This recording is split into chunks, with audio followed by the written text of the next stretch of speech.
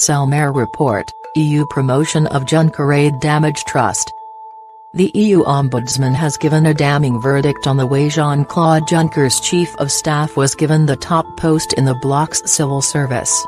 The promotion of Martin Selmayr, nicknamed the Monster by his boss, was fast-tracked in February, in a move condemned by one Euro MP as a coup. Ombudsman Emily O'Reilly identified 4 counts of maladministration by the European Commission. She said the affair had damaged public trust in EU institutions. Ms O'Reilly agreed with the European Parliament's assessment that the promotion had stretched and possibly even overstretched the limits of the law. However, her report will not affect his promotion. She calls only for the top job to have an appointment procedure separate from that for other senior posts. Who is Martin Selmayr?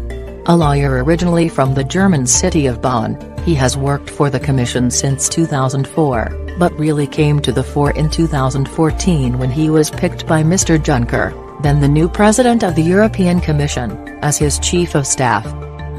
He masterminded Mr. Juncker's campaign for the presidency, and has since been described as the most powerful man in Brussels and the Frank Underwood of the Commission, in a reference to the House of Cards political thriller.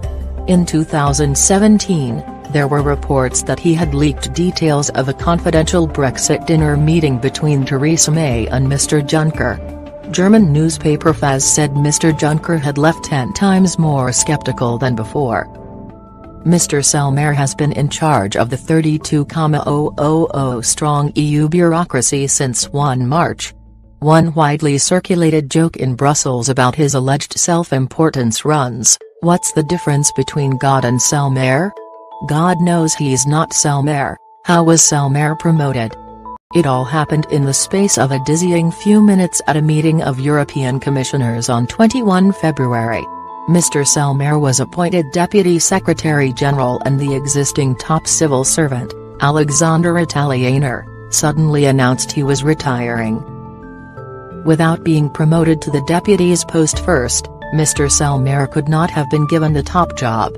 The only other candidate for deputy had conveniently pulled out the day before. Mr. Juncker then said his chief of staff should get the top job and he was duly appointed.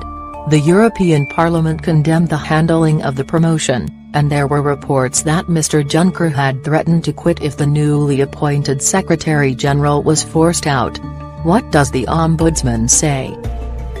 In her scathing report, Emily O'Reilly pointed to several issues of concern.